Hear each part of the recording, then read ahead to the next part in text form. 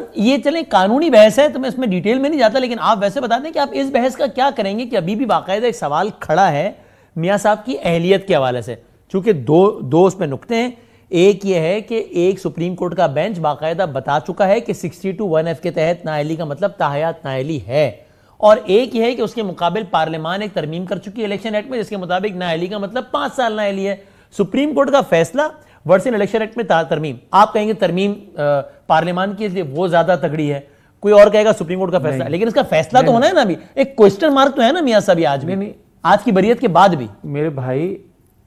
मेरे भाई बड़ा अच्छा एक जो सुप्रीम कोर्ट में इस दरख्वास्त के हवाले से जो उनके बयान आया, जो मैंने पढ़ा अखबारात में, आपने भी इलेक्ट्रॉनिक मीडिया पे भी आपने देखा होगा कि जो कहा गया कि एक दहशतगर्द या एक संगीन इल्ज़ामात में या मुकदमात में जो बंदा है उसको तो उसकी नाअहली आप 5 साल करते हैं और बेटे से तनख्वाह ना लेने पे आप ताहियात उसको नाअहल कर देते हैं। बिल्कुल है, बड़ा इंटरेस्टिंग कमेंट है, लेकिन मियां साहब ये रिमार्क है और सामने फैसला खड़ा है। एक सेकंड, ये तो एक रिमार्क्स में से है। एक सेकंड भाई, जी मेरे भाई मैं आपसे अर्ज कर रहा हूं, आपने एक सुप्रीम कोर्ट के फैसले को कोट किया, मैं सुप्रीम कोर्ट के ही दूसरे फैसले को भी कोट कर रहा हूं।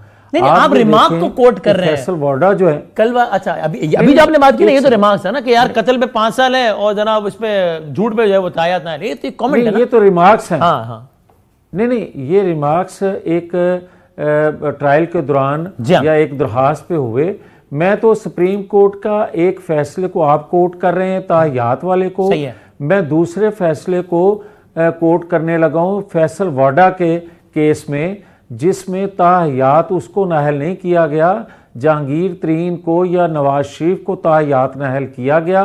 फैसल वाडा को 5 साल इसी सुप्रीम कोर्ट ने, और सबसे आखिरी जो जजमेंट इस हवाले से है वो फैसल वाडा की है, और जो कानून सुप्रीम पार्लियामान ने बनाया वो उसके बाद की बात है। तो आप ये देख लें, सुप्रीम कोर्ट के भी 2 फैसले और असेंबली का भी एक कानून, और इसके अलावा आप जिस बेस को बनाकर आप ताहियात नाअहल कर रहे हैं, अब तो उन पे कोई चार्ज ही ना रह गया, उन तमाम केसेस से वो बरी हो गए। तो उसके बाद जिस जो बुनियाद ही खत्म हो गई उस पे अमारत कैसे आप खड़ी है? चल, एक लीगल डिबेट इस बात में ओपिनियन है, ठीक है। और मियां साहब अभी आगे इलेक्शन है, तो आप ये समझते हैं मियां साहब, जरदारी साहब का ये बयान आपके ख्याल में ठीक है कि भाई अगर 8, 10 दिन 20 दिन इलेक्शन आगे पीछे हो जाए तो इलेक्शन कमीशन का राइट है, ठीक है, ऐसी भी कोई क़यामत नहीं आ जाएगी। मौलाना साहब ने भी इस बयान की हिमायत की है, आपका भी यही ख्याल है? कतई नहीं है, नहीं, इसलिए कि क़यामत जैसे हालात पैदा हो जाते हैं, आज के जो हालात हैं पाकिस्तान अदारे मुतहम्मल नहीं है कि एक लम्हा भी इलेक्शन आगे जाएं। पाकिस्तान, यानी आप कह रहे हैं इलेक्शन 9 फरवरी को नहीं होना चाहिए, इलेक्शन 8 फरवरी को होना चाहिए, एक दिन भी आगे नहीं आना चाहिए। बिल्कुल यकीनन 8 फरवरी को होना चाहिए, एक लम्हा आगे नहीं जाना चाहिए। और मुस्लिम लीग नून जो है, हम बिल्कुल इस चीज को अपोज भी करेंगे। खुदा न खास्ता अगर किसी के जहन में ये बात आती है, क्या फरवरी में पहले कभी इलेक्शन नहीं हुए? क्या फरवरी में जो आज बर्फबारी या दीगर चीजों का हवाला दिया जा रहा है, जवाज बनाया जा रहा है, क्या इससे पहले कभी वो हालात पाकिस्तान के अंदर नहीं रहे? क्या बेनजीर भुट्टो के शहादत के बाद क्या इलेक्शन हुए नहीं थे? 18 फरवरी को हुए थे शायद, उस वक्त 2008 में महीने में हुए थे। हाँ, 18 फरवरी था मेरा ख्याल, वही फरवरी का महीना था। जी बिल्कुल।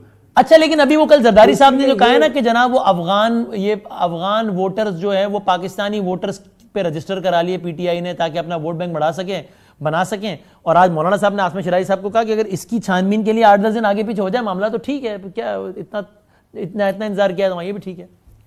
नहीं, मेरा नहीं ख्याल, और मैं ये मुनासिब भी नहीं समझता कि इसको जवाज बनाकर 8-10 दिन इलेक्शन आगे जाएं। अभी वक्त बहुत है। हाँ। अगर जो छानबीन आप 8-10 दिन फरवरी के महीने में जाके करनी है तो दिसंबर के महीने में या जनवरी के महीने में क्यों नहीं की जा सकती? ठीक है, तो इतना वक्त है आपके ख्याल में कि जो करना है वो भी कर लें। और जाते जाते अब ये बता दीजिए मियां साहब, आपने कहा था कि बिल्कुल नून लीग सीट एडजस्टमेंट नहीं करेगी और पंजाब में तो बिल्कुल भी नहीं, ये आईपीपी के दफ्तर में गए थे आप लोग ना, शहबाज साहब भी गए और सब गए, तो ये सीट एडजस्टमेंट के लिए नहीं गए थे क्या आप लोग? आईपीपी से सीट एडजस्टमेंट नहीं कर रहे एक भी हल्के पे क्या? देखें, मैं आज भी कह रहा हूं कि पंजाब में जो चौधरी शुजात साहब के 2-3 सीटों के हवाले से सीट एडजस्टमेंट, वो भी नवाज शरीफ फैसला, हतमी फैसला करने का इख्तियार रखते हैं। बाकी किसी और जमात से पंजाब के अंदर इत्तेहाद या सीट एडजस्टमेंट किसी तौर पर नहीं होगी, और ये भी फैसला, हतमी फैसला नवाज शरीफ करेंगे। मगर फिर भी मैं ये कहूँगा कि हमें पंजाब के अंदर किसी के साथ सीट एडजस्टमेंट या इत्तेहाद करने की जरूरत नहीं। मियां साहब, आप एक बयान सुन लीजिए, तर्जुमान है ना आईपीपी के फयाजुल हसन चौहान साहब, उनका बयान सुनाता हूं तो आप बताइए इसका मतलब बयान से इख्तिलाफ करते हैं, जिसमें वो कह रहे हैं कि दोनों पार्टीज की ख्वाहिश पर यह डिस्कशन शुरू हुई है और इस पर फैसला भी हो जाएगा कि किन किन सीटों पर करनी है सीट एडजस्टमेंट। जरा सुने क्या कहा फयाजुल हसन चौहान साहब। अच्छा, मैंने आपको ये कहा कि ये दोनों तरफ की ख्वाहिश के ऊपर चीज इनिशिएट हुई। अब 3 रुकनी कमेटी बन गई है और उसमें इंशाल्लाह 2-4-6 दिनों के अंदर चीजें फाइनलाइज हो जाएंगी।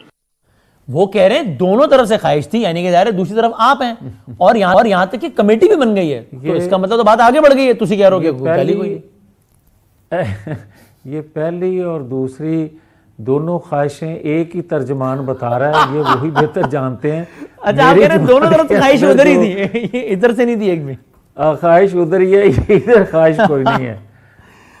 अच्छा, और नून लीग के वजारत उज़्मा के उम्मीदवार विदाउट एनी डाउट है मियां मोहम्मद नवाज शरीफ इंशाल्लाह, और वजारत आला पंजाब के उम्मीदवार विदाउट एनी डाउट है शहबाज शरीफ। वो जमात की क़यादत फैसला करेगी जिसका नाम नवाज शरीफ है।